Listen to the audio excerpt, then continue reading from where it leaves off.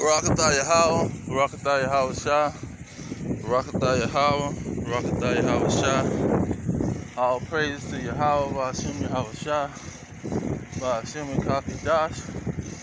Yahweh being the name of the Heavenly Father, Yahweh Shah being the name of His only begotten Son, who they equally call Jesus Christ. Now, when you look at the world scene, you can clearly see it's the time of the end due to the signs that's appearing and taking place. Matthew 24, starting at verse 3, Yahweh was telling his disciples that they would know the end of the world due to the signs. They would see it through the signs. When you go into 2nd Ezra, chapter 9, starting at the first verse, it says that God will start to visit the world that He made, and it would be signs that would pass, and people would see that this was the sign that was talked about. This was the prophecy. And just like Yahweh Shah, earthquakes was something that was stated. And then uproars of the people. In Luke 21, verse around about the 25th, 26th verse, it said that the men would hearts would faint out of fear, and there would be uproars of the people and signs in the sky, sun, moon, and stars, pretty much. So it was always signs that was talked about. And Yahweh Shah, he said in Matthew, he said you can determine when it's gonna rain or when the seasons is gonna change. So how can you not determine when it's the end due to the signs that's been stated? You know, when you see clouds gathering together, you know it's gonna rain. When you see the trees, the leaves on the trees starting to bud, you know it's springtime. You see? And so through the signs we know that this system is gonna end. Now 2nd Thessalonians, the 2nd chapter, starting at the 3rd verse, it talk about let no man deceive you. Because in the last days, before that day come, it's gonna be a falling away first, meaning the Israelites was gonna fall away from their identity. That was gonna be something that take place. Then it was gonna be a revelation or a revealing of the man of sin, the son of perdition. See, it was gonna be a revealing of that nation, that wicked. In verse 8 of 2nd Thessalonians, the 2nd chapter, verse 8 say that wicked shall be revealed. Who is that wicked? See, that wicked goes back to Malachi chapter 1. And Malachi chapter 1 goes back to Genesis 25. With Jacob and Esau, they was given a blessing. And their blessings was rulership, because these were the two children that came from Abraham. Abraham's son Isaac. Because that blessing was getting passed down to the children. See, he didn't give Abraham a blessing to where Abraham was going to be filthy rich and he was going to be a king, and he was gonna rule over people, and then he was gonna die, and then he was gonna bring Abraham back to life, and Abraham was gonna rule again. No, he was gonna bring a rulership through Abraham. Abraham's children would multiply, and they would have rulerships and blessings coming to them due to their forefather. And so that blessing went to Isaac. Then Isaac passed the blessing down to Jacob and Esau. And so what's being revealed is, just like Jeremiah 49:10 say, Esau should be made bare. He shall not be able to hide himself, because he's been trying to hide. Obadiah, round about the 6th verse, maybe the 9th, it say, how are Esau's hidden things sought out? See, how is Esau going to be revealed? Well, 2 Thessalonians say that wicked was the nation of Edom, was called the border of wickedness in Malachi. They was the border of wickedness. Azariah, the prayer of Azariah, which they took out of the Bible to hide their identity. It says that they would be an unjust king. See, meaning an unrighteous king, a lawless nation, forsakers of God. They would be the most wicked in all the world. See, and they would try to hide their identity. And so 2 Thessalonians, Paul, one of Paul's first books, one of his first letters that he wrote to the Israelites, he told them, first of all, we got to reveal this man of sin. He got to be revealed. And in Colossians, it was said that he was going to be hidden for generations. See, that truth about this man of sin, this wicked nation, was going to be hidden for generations and for ages, a long period of time, because they had to rule, because the revealing of him was going to be his destruction. So they had to be hidden for a long period of time so their blessing could go through and play out.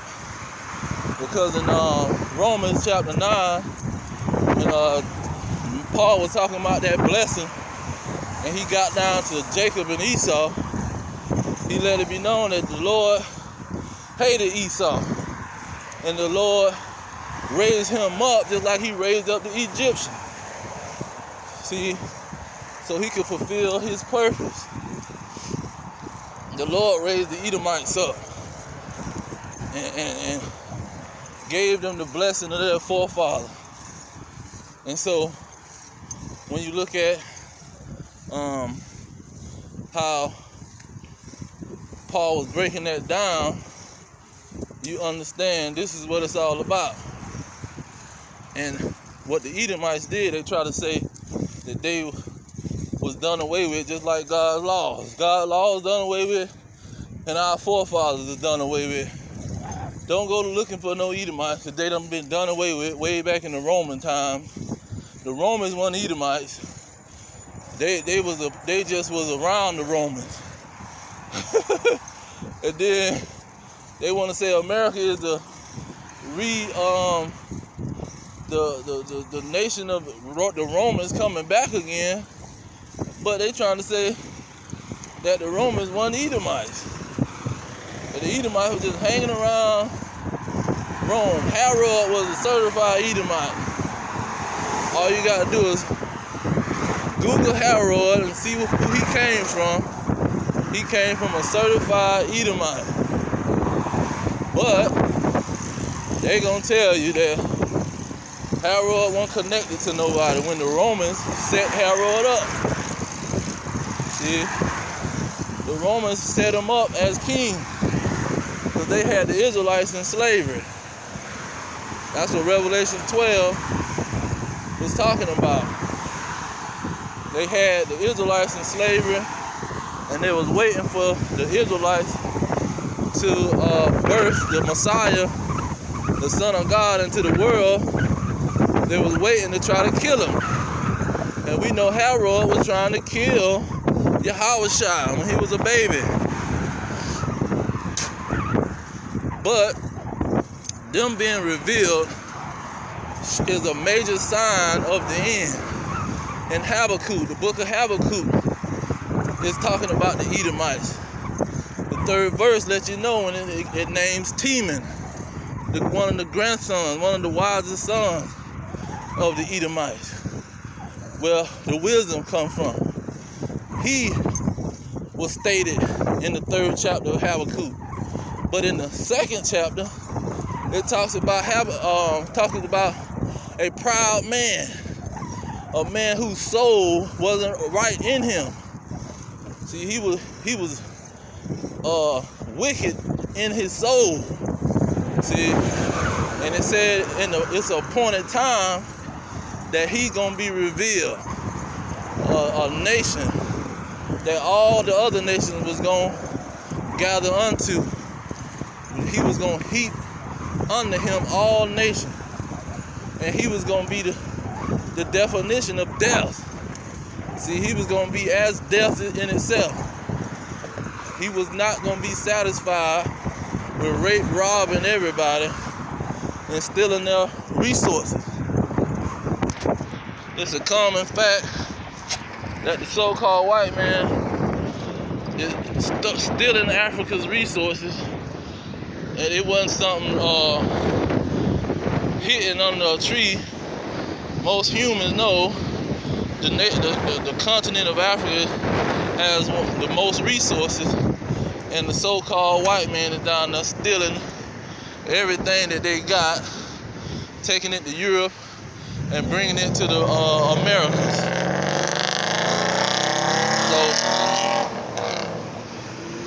So this is how he's being revealed. When you go to Obadiah, that one prophet dedicated his writings to the Edomites. You see? And he said that they was gonna be like somebody gathering grapes, and they not gonna leave no grapes. They was gonna be thieves and robbers. When you go into Isaiah, around about the 42nd verse, 42nd chapter, it talks about who gave Jacob for a spoil and gave him to the robbers. See, that nation was the prophecy in Genesis 27, where he promised Esau that he would take his brother's yoke off of his neck, and he would have the rulership over his brother. See, that was one of Esau's blessings, to rule over Jacob for a short period of time, because he understood Jacob had the blessing, the everlasting blessing and the inheritance, because that's why he hated Jacob, because of the blessing. So he understood his blessing was just going to be something small, something short. And he hated Jacob due to that fact. But this is the revealing of these people. The red horse in Revelation 6 talks about the Edomites, how they would kill one another and take peace from the earth. And they would be given a great sword. Esau was the only nation in the scriptures that was promised a great sword. When you look at the so-called white man, the American British Empire, the Edomite Empire, they ruling by the sword, by their military. You got almost 840 something military bases in the world, but only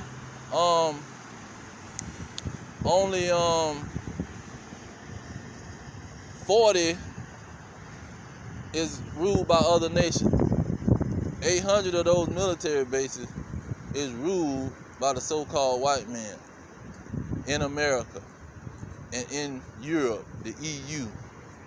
See, they control almost 100% of the military bases in the world. You see, so it's not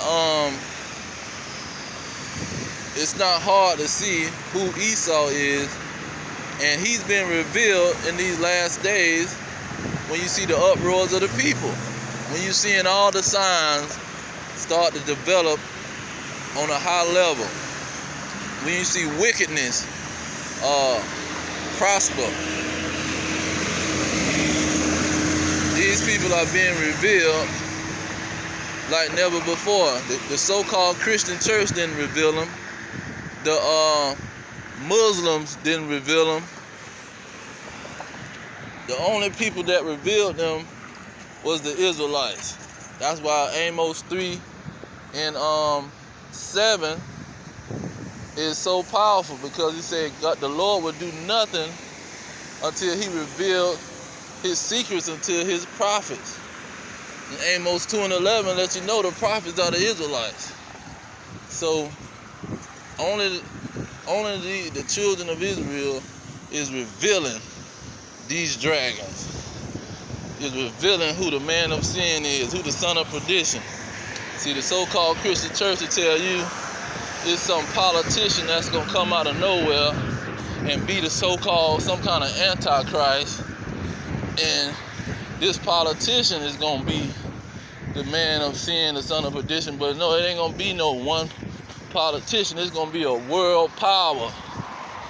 See, it's going to be somebody that can control the world, because Satan has control of the world. He deceived all nations. He just didn't deceive one government. He deceived all nations. And see, these people are being identified as the American world power, the European Union, the NATO. These individuals control the world, man. And they have the great sword, the nuclear weapons, the missiles, the planes, the tanks, the bombs, the submarines. They have all these things in their possession.